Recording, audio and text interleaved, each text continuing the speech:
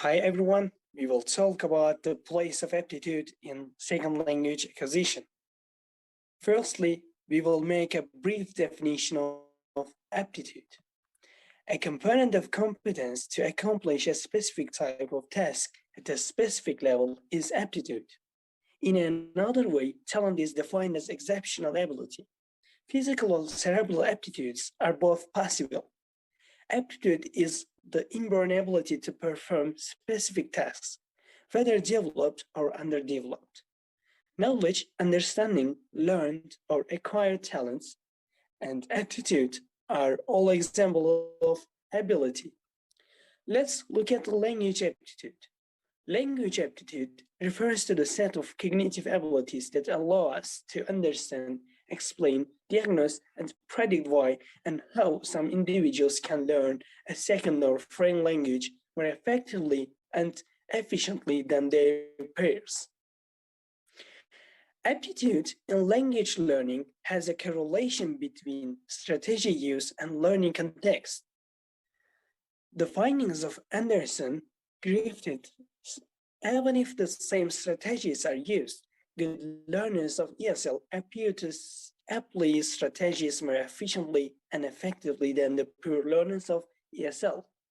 All learners use strategies, but those who are successful in LT learning are those who use them effectively. Aptitude can be examined mostly in learners of a foreign language rather than learners of a second language, because in an ESL context, people must learn the language whether they have aptitude or not. Smemoe and Haslam imply that aptitude effects in ESL settings may not be as apparent as they are in a situation where language input and native speakers interaction is less than ideal, as it's often the case in EFL settings. Accordingly, it can be said that learners with low aptitude in EFL context need to study harder when compared to learners with high aptitude. Also, learners with high aptitude in ESL setting tend to use more strategies as long as they see their success and they feel more motivated. And let's look at the factors that affects aptitude. Yes, there are some couple of factors that affect our aptitude. So if you have higher motivation, it means that you can find out your own learning strategy, your own way. So higher motivation and higher aptitude is related to each other. So let's look at the factors in detail. The first one is practice. We hear that all the time, practice makes perfect. So what does it mean? Even if you have a lot of knowledge, I mean, you have vocabulary knowledge, grammar knowledge, phrasal verb, or phrases, idioms, slangs, whatever related to English. But if you don't practice them in your real life, I think it will be useless. Because why we practice? Just because we need to have oral communication, right? So we want to integrate the things that we learn from our lives. That's why practice is so crucial in learning a language. The next one is motivation. I think is also one of the most important one, because if you're not motivated enough, how you're supposed to start something? I mean, if I'm not motivated about learning a second language, and if I don't have any interest, so how can I take a first step? For this reason, if a learner have a higher motivation, it will be easier to learn a new language, and they will find out their strategies, or in which skills they are good at, or listening. Maybe I'm bad at reading, so I'm gonna improve my pronunciation or other skills. So it's all about motivation. Let's look at the patience and time.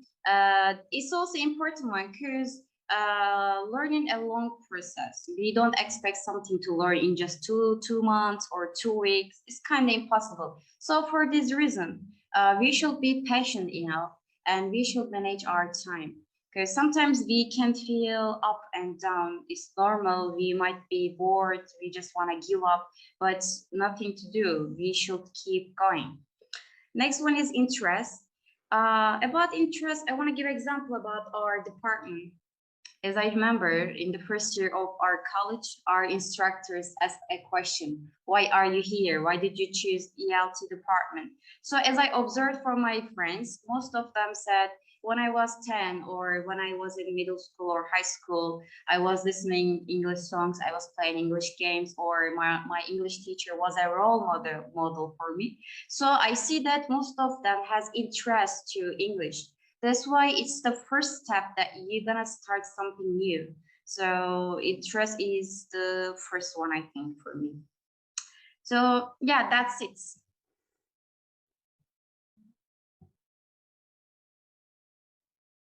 Okay. Learning context and strategy use.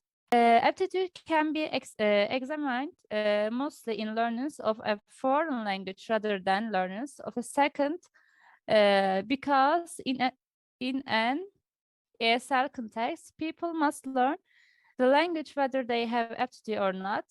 Smemoe and Haslam imply that aptitude effects in ESL settings may not be as apparent as they are in a situation where language input and native speaker interaction is less than ideal, as it is often the case in AFL settings. Accordingly, it can be said that learners with low aptitude in AFL context need to study harder when compared to the learners with high aptitude. Also, learners with high aptitude in ESL settings are tend to use more strategies as long as they see their success and they feel more motivated. That means because people must learn the language whether they have aptitude or not in a ESL situation. Aptitude may be tested largely in foreign language learners rather than second language learners.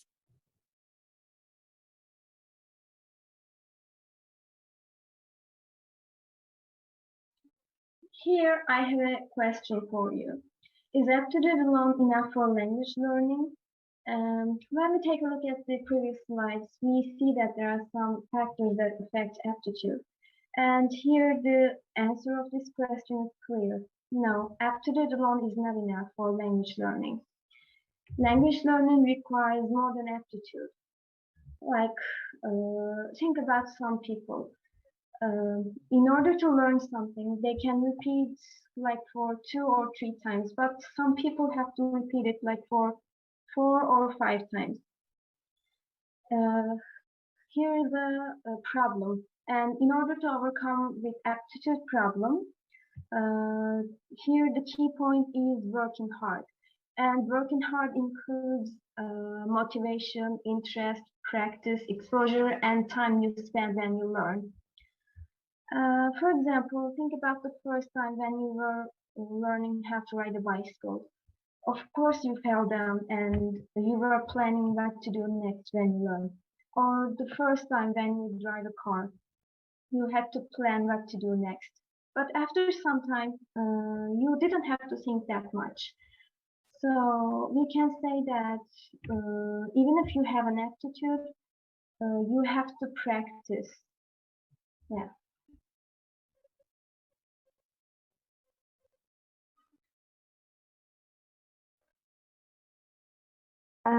We have a test that is related to language aptitude. It's the Modern Language Aptitude Test. It was developed to measure foreign language learning aptitude.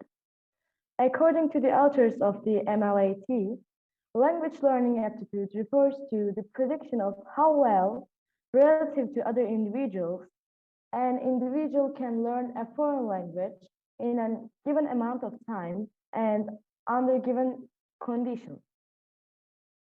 And there are 4 areas: phonetic coding ability, grammatical sensitivity, rote learning ability for foreign language materials, and inductive language learning ability. The phonetic coding ability is the ability to identify distinct sounds, to form associations between these sounds and symbols representing them, and to retain these associations. Grammatical sensitivity, as its how it's written. It's about grammar. It's the ability to recognize the grammatical functions of words in sentence structures. And there's rote learning ability for foreign language materials. It's the ability to learn associations between sounds and meanings rapidly and efficiently, and to retain these associations. And finally, inductive language learning ability. It's the ability to infer or induce the rules governing a set of language materials, given samples of language materials that permit such inferences. That was all. Thank you for listening.